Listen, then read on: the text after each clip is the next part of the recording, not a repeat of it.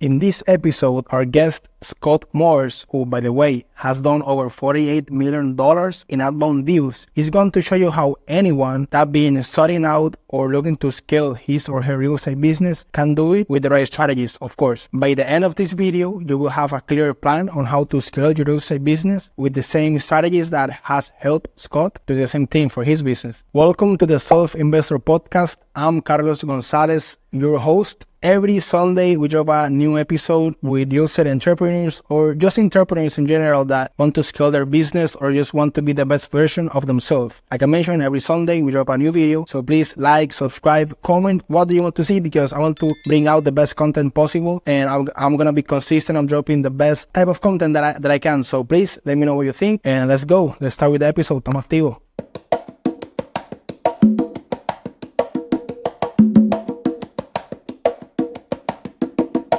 Bro, how's it going? Thanks for being here. Thank you for bringing me on and kind of putting up with some of the noise in the background. I've watched your podcast, and I wanted to do today's episode with you from the sales force itself, so that way everybody can feel it through the video or through the podcast itself. Bro, so, first of all, what's going on over there right now? Like, what's in your background? What are we looking at right now? Sure. So behind me, or I'm sitting in right now, we got about a 12,000 square foot, really state-of-the-art call center, man. It's not how it was when we started. We've obviously continued to grow and invest over the past 4 or 5 years, but I got about 180 some people total in this building. Most of them are phone agents. I call them phone assassins.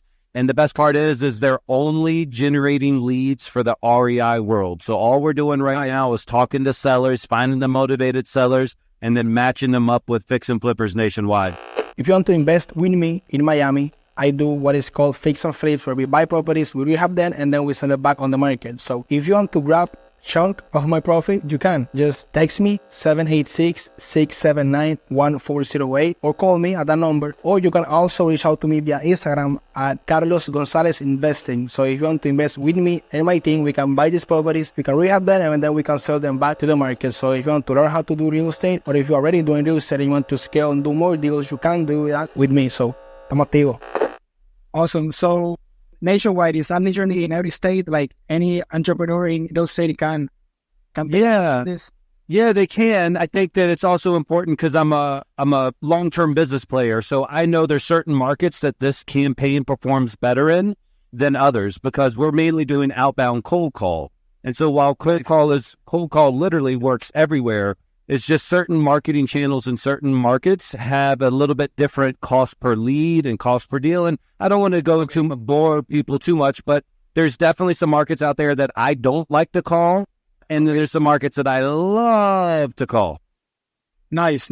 So that's something that I kind of want to dive a little bit deeper into. But so for those people that don't know who you are and haven't seen your face before, what can you... Yeah, dude, just the short thing of it is I'm just a guy like everybody else. I started in high ticket sales and made a lot of money with my previous marketing agencies. And it dissolved on its own and life was good. And I heard about 4.5 years ago, a buddy of mine was like, hey, man, if you just took your operation and you applied it to this wholesale thing, like, dude, I think you would murder it. And I was like, what's wholesale? Like, what's real estate? What's all this?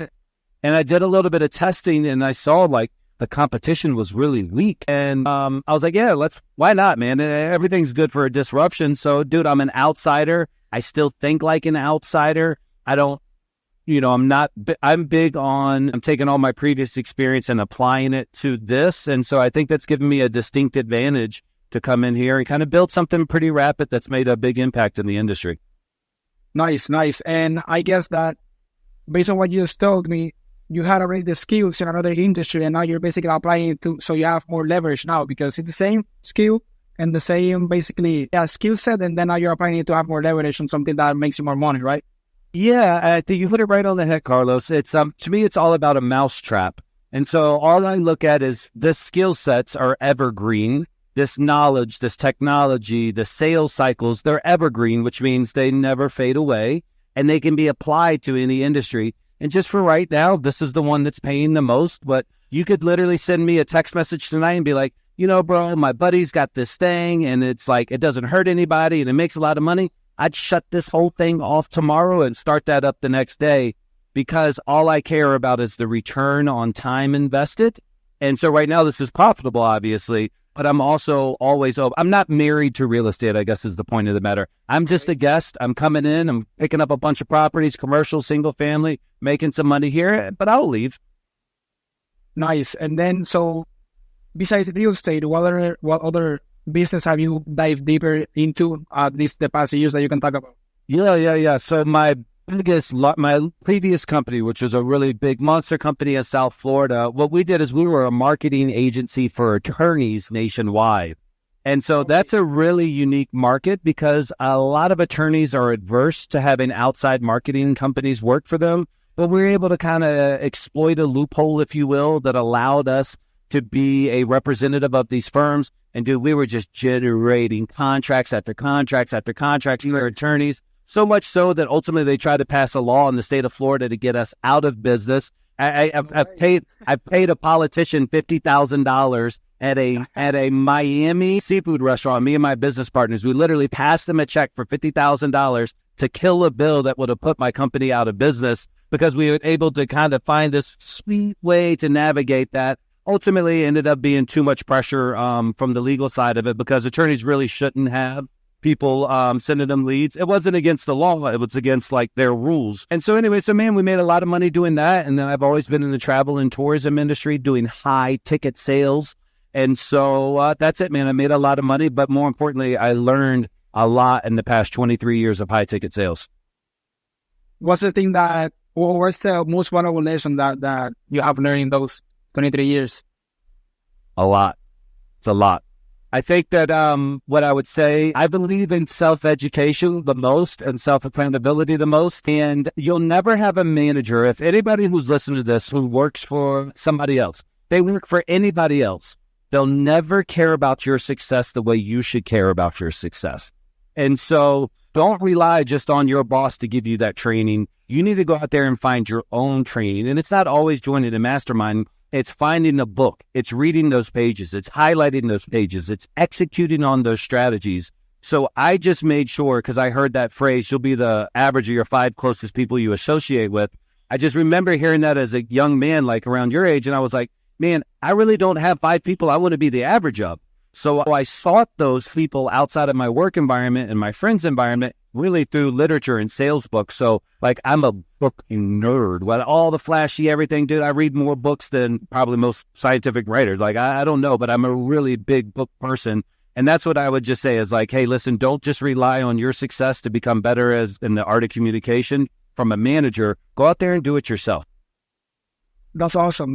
Thanks for sharing that. Now, that made me think, because I'm sure a lot of people are either watching this or hearing this, and they're like, yeah, Scott, it's easy for you. Now that you have a team of 180 people over there. So what would you say to those guys that want to be in your position and want to actually excel in marketing, in business, etc.? What would you say to them that they don't have the leverage that you have today, but they can achieve it? So, well, I would have a really tough talk with them about the limited mindset that even brought that question on, because I think that right there, it's like we're starting out with a negativity. So like anybody who says, well, that's easy for you because you got money, or it's easy for you because it's like, okay, well, you don't know that I ate shit for almost 15 years. You don't know how many times I went to Amscot when I was a kid and had to take out a loan. You don't know how many times my power got shut off. You don't know that my first Acura I ever bought got repossessed. You don't know about all the pains that I went through until I was able to buy my dad his house, till I literally take my daughters and flew private. And I just took my parents on an Alaska cruise, and I have a really dope life.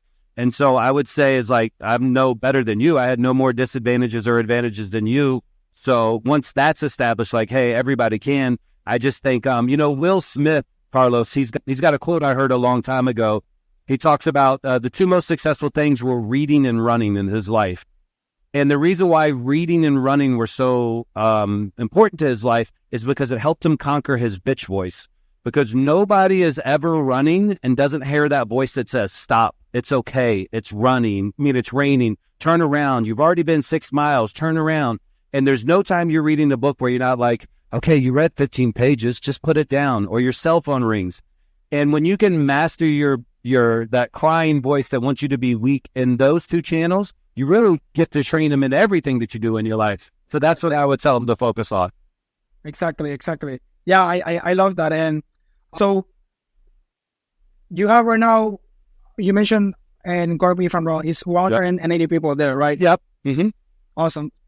Something that I think about a lot is that, at least when I was starting in my business, which is real estate, I saw people like you or other successful entrepreneurs, and I'm like, well, I know there was a time where these guys didn't have anything, right? Like 100%. I'm pretty sure that you started from zero, right? And a lot of people that are successful, they also started from literally zero.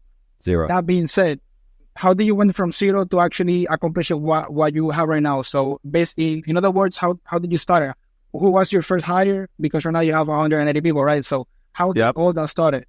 So I'll answer it more like I'm going back in time than just when I started this company. Because when I started this company, I had the luxury of having resources.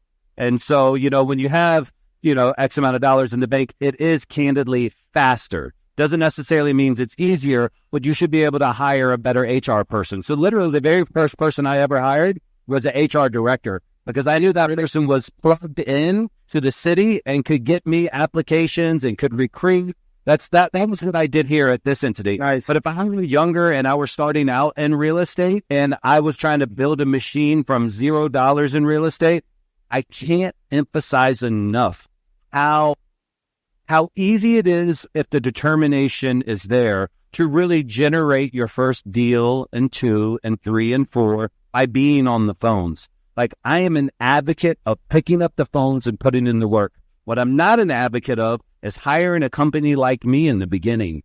You should never outsource your calling to somebody in the beginning of your journey. And the reason why is you don't know how to hold them accountable. You don't know what KPIs that they should be delivering on. You can't coach them. You can't encourage them. You can't admonish them. You don't really know how the food is made. And so until you get in there and you master it and you do a couple of deals yourself, and then you know how to hold somebody accountable, and also then you know how to appreciate greatness, that's when you should outsource. But I see too many kids come into this industry and they're like, okay, man, I got $3,000 and I'm going to buy a bunch of PPL, or I'm going to go get a cold caller and I'm going to outsource this. And it's like, buddy, you don't even have your pitch down yet. You haven't even gotten the marbles out of your mouth yet. And so that's what I would just encourage them, is to do it themselves until they get the deal flow, then start outsourcing what they should. Exactly. Yeah. So in other words, you have to put in the work, know what's the work and what's a good work and a bad work. And then that you can actually outsource and start hiring more people, right? Exactly. Nice. So as of right now, how is your business composed as long as so are you guys only doing marketing? Are you also guys doing sales? What's the structure? Are you doing only outbound? Are you doing inbound marketing? So how are you structured right now? It's a really great question. The primary machine behind here is sending leads to real estate investors and wholesalers nationwide in their markets. I also happen to be one of my biggest clients. So I have my closers. I have closers in the office today in Orlando, Florida, and Central Florida is my market. I don't go outside of my market. I also don't let people into my market with my company because I just don't want to cross, paths. I don't want to step on each other's toes. But so the bulk of this is here. In the back, though, I keep my TC department here in Colombia because I'm in Colombia, South America. I keep my TC department here. I keep my buyers team here. I keep my marketing company here. And I have a data company here called synergydata.io. So the bulk of everything is here. I do find better results with my U.S.-based local closers, and I find the results justify the additional pay. And so perfectly fine letting those guys and gals continue to grind out and make it happen in Orlando. A, they can go to the properties even though we're mainly virtual, but B, there's just that added quality that you get by having some closers in that actual market, particularly since I'm in another continent right now. Exactly. And you were talking previously about the markets. There's markets that you like to call. There's other markets that you don't. Why is that? And if you can share what markets are those? Yeah, so it's a really great question. I think the reason why I like to call certain markets or dislike, it's the quality of the customer I'm sending the leads to. So I'll put this into perspective. To generate a lead in Los Angeles, your cost per lead, or San Diego or Oregon or Washington State or Las Vegas, Nevada, your cost per lead is significantly higher Now, your cost per deal, your cost per deal might be $7,000, $10,000, $12,000, which means you got to spend $7,000 to $12,000 for every wholesale transaction that you get in that market. And so for me, when I have somebody who's like, hey man, I want a cold call and I only have $5,000 to $6,000 a budget, I'm like, well, then you can't go in any of these tier 1 markets. You need to be in a tier 2 or a tier 3 market. And so if you have the capital to withstand the cost per lead and the cost per deal in an A-class market, then you're good. If not, some of these shoulder markets, these markets in the Northeast, these markets in the Deep South, and I'm not talking Florida, but some of those Georgias, those Tennessees, the Carolinas, the people are easier to talk to, Carlos. They're like, sugar, I don't want to hang up on you because they're so sweet and they're so redneck. Those are great people to talk to on the phone. And so that's the markets that I love the most, is where people are just sweet. They're like good folks. That's funny, but that makes sense. You mentioned that if you're starting out, you only have, let's say, like $3,000 and you haven't actually done the cold calls. Does it make too much sense to hire someone like you or to collaborate with someone like you? But who does qualify to work with you? Yeah, it's a great question. I've personally approved every single client that we've ever had over the 4 years. And I do that because it's not just a company. It's like my reputation and my brand. So I want to make sure I'm in alignment with those people and they'll treat my leads good and that it's a good fit, right? I don't need somebody's money for a short time. I want it for a long time. And that means that you have a healthy ROI. In regards to what my typical avatar is, typically that's a well-established small team. They have 2 to 4 closers on the smaller end. They've got their CRM already dialed in. They typically are established in 1 or 2 marketing channels. And most of the times they've been successful in cold call, but it's been painful. And they're always on the fence. Like, should we get rid of it? Should we keep it? Oh, the leads are crap. Oh, okay. Oh, we finally lucky got a deal. They want it to be like, so what I tell people is I've created such a qualified outbound lead that it feels like a PPC lead. And so then you can do PPC and you can do a Lamasu and whatever. So, I just say if you're an established guy and you're funding 3 to 5 deals a month, we should talk. If you're doing 10 to 20 to 30 deals, I am right up your alley. Great. That's great. So during this, you already know what to do. Yeah, there you go. I'm a little bit curious about your leadership. In other words, what can you share with me about one of the most important lessons in the leadership aspect of you? Because I'm leading a big team, of course. So what are some of the most important keys of leadership in? Yeah, I'll give you a couple of them.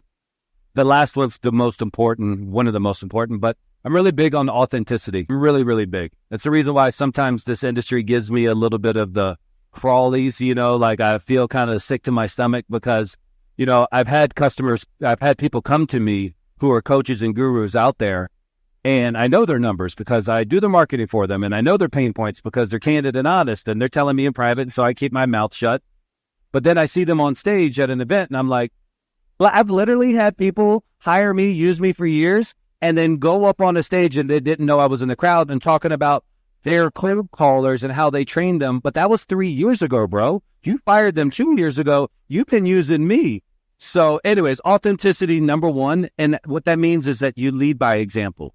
And you don't tell people they got to be here on time and you're not here on time. And you don't tell people you got to treat people a certain way and you don't treat people a certain way. And as a leader, you don't walk by a single piece of trash on the floor and not pick it up. And as a leader, you're not sacrificing more than they're sacrificing because I'm literally here. My job is to serve them, to put them in the ideal state of mind, to give them a work environment unlike any other work environment out there so they can do the hardest job, which is getting told no hundreds of times a day. If you had to be told no 300, 400, 500 times a day and you could do it on a yacht, it would be perfect. Well, I can't put them on Bill Gates' yacht, but I can give them a Google-like environment here. And so that's one of my core jobs is to create a nurtured environment where they perform at a high level. But the best tactic or strategy I would tell somebody is extreme accountability. We hide no numbers in my company. We know the 2 people that blanked yesterday. We had 2 people on our floor blanked yesterday. We talked about it in our morning meeting. We had one guy that had 8. leads where the sellers wanted under 70%, which is like huge. He talked to 8 people that converted under 70% asking price yesterday. And so we had a room full of people, but the people who didn't get leads yesterday, they've already gotten leads today because we focused our attention on them. But we believe in extreme accountability and not to where like we're doing anything other than supporting them, because the worst thing that can happen is somebody is fired and they didn't know it's coming. Like, oh my God, I got fired from my numbers. No. You know about it because we're working with you, baby. And if you got the right attitude, we can fix you. It's simple. This is simple sales. So that's it. I'm really a big fan of accountability. And do you have meetings? Every morning there's a sales meeting, every morning. And then from 2 to 2:15, there's typically a calibration in the afternoon because that's right after the lunch. So I'm in Colombia, South America, and these guys love lunch. This is not like in America where people are eating at their desk. Yo, I got beanbags full of Colombians taking siestas in the middle of the day. And so at 2:15, we come back in, we get the music pumping, and we rock and roll. But for sure, those 2 meetings. But then I have team leads who have meetings with their agents, and I have, like, obviously, the higher-up meetings. But if you're listening to me right now, and if you are in this game, and you're not having a morning meeting, you are failing. I don't care if your VA lives in the Philippines. I don't care if your team is remote. Even if it's just you, if you're not starting your day at a set time and you're not giving yourself that little cadence to reflect before you pick up on the phones, what happened yesterday? If you're not saying to yourself some type of affirmations or something along those lines, you have built a hobby that will soon die. You have not built a way for you to create generational wealth. That's a punchline. Really. You build that culture where everyone wants to learn, everyone wants to improve, everyone is actually looking for and no one is running away from the problem rather than towards the problem and see how they have a solution. How do you cultivate that culture? You know, steel sharpens steel is something that we say a lot here. And if somebody sneaks in who's not a good culture fit, the culture's so strong they weed themselves out. In other words, you also don't want to be called out that yesterday you blanked and the day before you blanked. And hey, listen, you're holding the team's numbers down. And, you know, it's one of those things where we created a culture where people want to be surrounded by other people that do good. And if you're somebody who complains about your last call, you're almost going to weed yourself out. It's not going to be something that it's going to be a pleasant experience. And if you're an underperformer in this office, you're not going to stick around long because you're going to feel uncelebrated. You won't feel neglected per se, but it's just not an environment where you don't want to give your best. It's nice. That's great. Yeah, because I mean, people in the culture and in the environment, they won't accept you like that, right? You have to step up. Yeah, I have a buddy of mine. His name's Lo Silva, and it's not as good in my office as he's told me it was in his, but he does this other cool thing. But he said, dude, people wouldn't even sit at the lunch table in their office with somebody who didn't get a sale like the day before. And I was like, yo, that's extreme. Just imagine somebody coming and sitting at the lunch and then all the other closers standing up and walking away. Like, oh, that's vicious. That's something else. Bullying, but that's healthy bullying. But you know what, man? It's also one of those things. I tell people I don't let anybody complain about really much, particularly about a sales customer, because what it is when you complain, 50% of the people don't care what happened to you. And the other 50% are glad that it happened to you. So what's the point? What you going to complain about anything for? They either don't care or are happy that you got a bad lead. So just move on. If you are a real estate agent and you want to double your commissions, I have a solution for you. It's easy. I'm an investor and I look for properties that are usually in distress. Why? Because we invest in these type of properties. We look for underperforming assets that be in multifamily or properties in distress, which will be single family. As long as it's a deal, I will buy with my team. We're looking for any property that is underperforming or it's in distress in South Florida, Miami, Broward, Palm Beach, St. Lucie, anywhere in South Florida. So if you have something like that and you're a real estate agent, I can be your buyer so you can have both sides of the commission from the listing, from the seller, and also from me. So I can be your buyer. I can pay any commission that you're asking for as long as numbers make sense. So if you have a deal, let me know. 786-679-1408. You can call or text me, or you can reach out to me via Instagram, which is at Carlos Gonzalez Investing. So let me know. Estamos activos. Let's make deals. So when you have someone in your team that is underperforming, but you can tell that that guy or that girl actually wants to make it. How do you handle that? How do you handle them trying to bounce back from a failure or a setback? Yeah, it's actually a lot easier than I think people expect. And I think this is one of the advantages that I have with being everybody in an office, Carlos, versus being at home agents. If you could do this at home too, don't get me wrong. We live listen to calls all the time.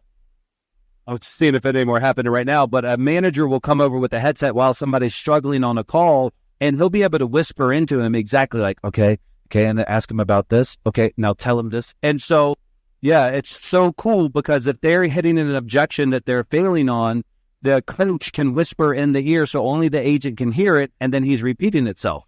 So all you got to do, A, is follow the script, but B, we have the resources here to be able to help you get across that finish line. Because a lot of times it's just a mental block, and you just need somebody to push you into the end zone. Like you're struggling to get into, and if we can just push you into the end zone, then you remember what it feels like to score a touchdown. And now you're even better on the phones. And now you're at that next phase of your kind of sales cycle where you're starting to pick up again. So it's easy to pick people up if you pay attention to them and they're open-minded to critique. Okay. Key, being open-minded to critique. Because at the same time, like, in there, you have to win. Like if they're in your team, they have to win. And if they're willing to accept that critique, they're gonna win. And once they win, they're gonna have that confidence to win multiple times. Yeah, and you also can't, though, people smell bad advice because it's live. So this isn't one of those things like you go to a conference, somebody says, say these 7 words, and then maybe you try it 3 months later, but it sounded really good at the conference. So you're like, that guy's smart. No, if he tells you something right there and it doesn't work, then you know immediately, like, okay, why didn't this work? You start making mental notes. So also when you're coaching somebody, it can't be the blind leading the blind. It really needs to be how we've set it up here. Like you can't be a coach here unless you started on the floor and you put in months and months and months of work and then you graduated out because you know how to put numbers on the board. So we have our most successful people leading our next successful people. And so it's a good waterfall effect. And now that you talk about that, characteristics or what skills do you look for when you are promoting someone to be a leader or a manager in the company? You can be a really good producer and not necessarily be a great leader. And so I think a lot of young people think naturally they'll be a great leader because they want it for the ego and they want it for the pride. They want to say, well, hey, listen, now I can go over here. My company is structured a little odd where a top performing agent will actually make more than the typical manager. So like you can get monster commission checks here that are more than the typical manager. And so one of the things we just really set out at the beginning, like if we think somebody's been good and we see him always helping his neighbor and the manager can call on him like, hey dude, I listened to this call, I got to go help somebody else. You start to identify those traits, but then you still got to sit down and have that one-to-one with them and be like, hey, listen, this is going to suck. You're actually going to go backwards. You're now going to be dealing with people who need to call off and their baby's sick and all of a sudden their dog escaped in the morning and this guy's got a bad attitude and somebody came in hungover and all these things that are pretty painful. And it's like being a teacher. You should never be a teacher in American high schools unless you're doing it for the right reasons because it's not going to make the money that you want. In theory here, they can make the money that they want. But the reality is too, is like if you're a rock star, a lot of times it's just less pressure to stay on the phones and just keep on murdering on the phones than it is to become a manager. So we identify those people that really, truly love to lead, who are good at leading and can produce. And those are the people, Carlos, that we promote internally. Awesome. And then being a leader, what happens when there's a crisis or when there's something unexpected happening, which I guess happens a lot, right? When you have a big team, there's unexpected things back and forth. So a system for that, or how do you handle, you can go crazy. So how do you... Yeah. Well, this is the gospel, Carlos. This is the toughest part here, is that the honest answer is people come to my office. When they have a crisis, they come to my office. But that's not normal. And part of the reason why I don't have as robust of an infrastructure in my chain so those crises get solved before they get to me is my age here is like the younger. So the advantage that I have with them is this isn't my first call center and this is not the biggest campaign I've ever done. And then so I've seen all these crises 15 times. A lot of times they're seeing them for the first time. And so I don't have the luxury. And as the years go on, now they have more built-in experience and those crises are just, oh no, that's that thing that happened again last year. We can deal with it again this year. No problem. No worries. And so they lack some of the tactical experience that only comes from that situation arising where a baby mama is downstairs and she's threatening the police to come into the thing because he did this, or, or somebody came in because he didn't sleep all night because his ex-wife did this, or somebody's motorcycle got stolen, or somebody got in a car accident on the way. Like, all these things happen that are like, oh my God, or a customer all of a sudden complained about a lead, and then the seller complained about the affiliate. Like, all these things happen. I kind of like, has that, like, those things that you just explained. Everything. Like, thing has happened? Everything. Every single one of those and more. You run with a Wall Street type environment here. So when you run with guys that are just filled with testosterone in their 20s, these guys are wild. They're savages. We give them some structure, but let's just be honest. Most guys in their 20s and girls in their 20s, they're savages a little bit, right? Like, they don't have kids at home. They just want to come in here and make some commission checks and spend it. Exactly. That's that you have in your 20s, right? Yeah, exactly. The biggest campaign that you have done? In real estate, outside of my own campaigns, because I robustly hit it, I'd say my average high-end client is spending 35 to low 40s a month. And so, 35, 40,000 a month for one particular client in one particular market, which would be like a tier 1 market. San Diego is the one I'm thinking of right now. But that's like a good, healthy amount to spend every month. When you're spending $40,000 a month just in cold calling, you're also spending big chunks in other channels. But it just speaks to the quality, because nobody spends $40K a month in cold calling unless they're getting results. And last year we did 48 million outbound dials out of this office. Yeah. So we're calling people. What do you have estimated amount of deals done? Yeah, I know we've done tens and tens of thousands of leads. I don't know the exact number of deals, but it's many millions. I would well over 15,000. When I say millions in revenue, but well over 15,000 deals for sure. Like, my phone, because most of my affiliates they've been with so long, I got a relationship. They're sending me the wildest text messages. I won't say what location. I have a guy named Tyler Wyatt. I was just talking to him. He's been with me for over a year. He's 1 out of 13 with our leads as of like today. And so, like, if he stopped and kept on working the leads, the number would just, 1 out of 13 for cold call is like tremendous. But he's doing like 90% novations. So his spreads are fat. And 1 out of 13, when you can just print like, okay, I go through 1 no, 2 no's, you count 12 no's, and that 13th deal is a $30,000 check, and you can just infinitely spend and expand. It's a beautiful thing. So I'm not sure the exact number, but I really believe there's never been a cold call entity out there that has produced this much of an impact in the REI space, especially over the last 4 years. And that just made me think that you're not only being and collaborating with your team, you're also collaborating with other teams, right? Yes. So you're impacting way more people than you might think. Well, and that's what I had to train these guys on when they first come in here, is because, particularly in this culture, it's a very giving culture. It's a very caring culture. And one of the things they want to know is, what's my impact? You don't know that they want to know this because they're young, but once they realize it, because it's not just them, right? It's like, okay, yeah, they're going to get a little commission. The affiliate is going to get a fire lead, and they're going to help grandma out of a house. Okay, cool.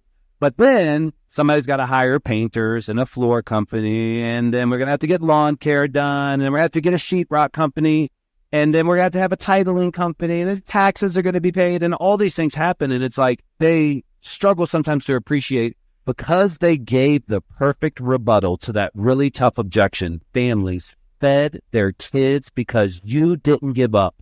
Like, that's dope. It feels great when they understand the impact that they're having by sticking in on the phones just an extra few sentences to build that rapport to close that lead. Listen, and selling and everything that comes with it, and also house flipping. It's so important that is happening, wholesaling and flipping for the economy, at least in another state that is I'm talking about, right? But you agree that wholesaling is very important for the Dude, I think that wholesaling for sure is like the gasoline of the real estate industry. The single family for sure, it's really if they banned wholesaling, you would have such a sticky market. There would be so much less inventory out there. People don't appreciate how valuable wholesaling is to actually getting deals done. Putting a deal on the MLS is cool, but creating a deal from a customer who is mentally stuck, like I can't tell you how many people who are hoarders or in these really screwy situations who have been told no by everybody around them that the house, you're just stuck. You're just stuck. You're going to lose your house. And then all of a sudden we call them and we're like, I think we can help you, man. Like I'm confident our local investor can get you out of this situation. So I agree wholeheartedly. Wholesaling is driving the REI economy. Think about the foreclosures, right? Like there shouldn't be like one of foreclosures happening right now that shouldn't be happening. So there's even more market and there's more people that need help that they are not getting help because they might go to a real estate agent. I don't want to talk bad about real estate agents because I do business with a lot of them, but the real estate agents know how to handle the situation like wholesalers do. No, I think.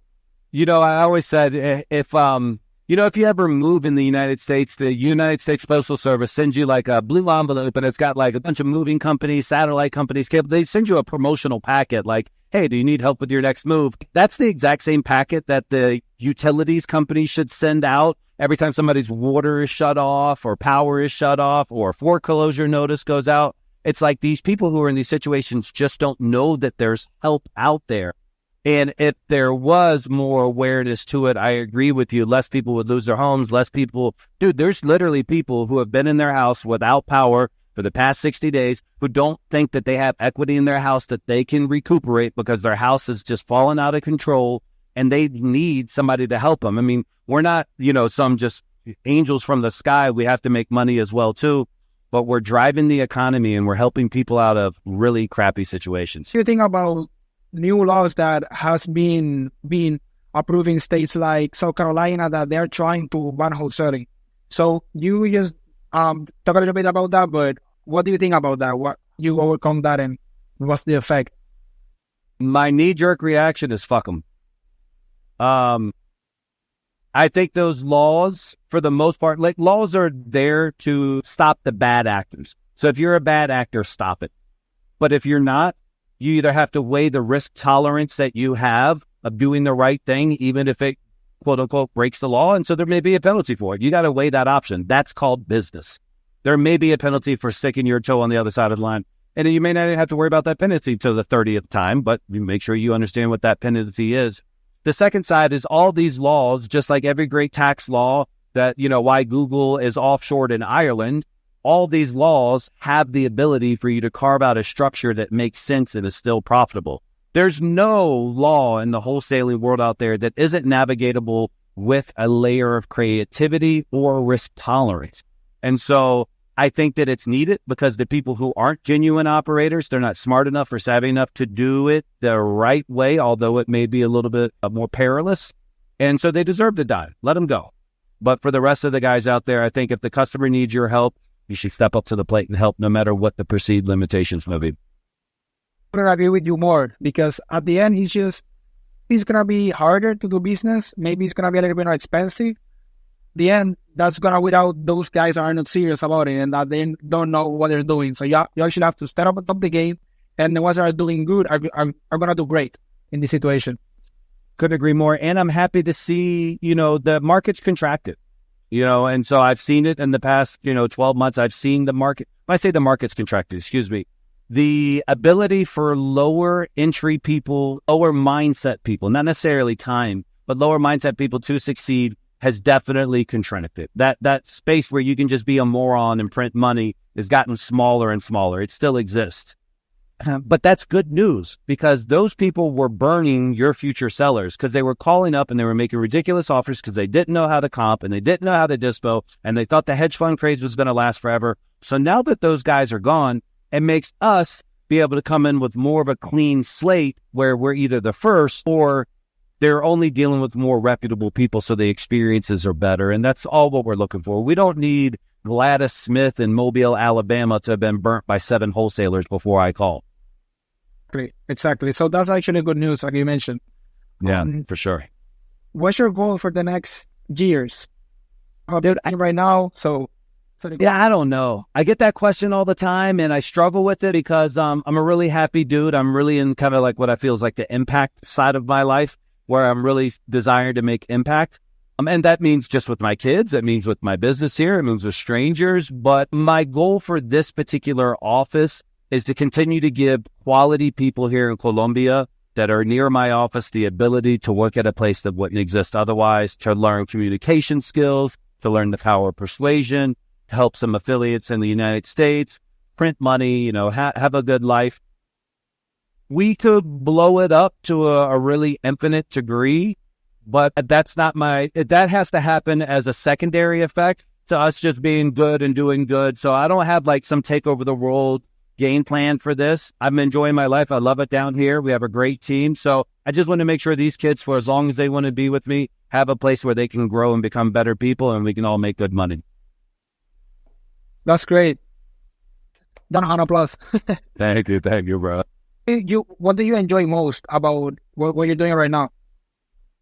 Making the impact, man. Dude, I get these messages from these kids all the time, and I have in my phone, I have a little, I favorite them, and then ultimately I'll move it into a folder anytime I'm on a plane or something. But I have a folder of all these like really sweet, beautiful messages, or if somebody writes me a handwritten letter, I'll take a photo of it.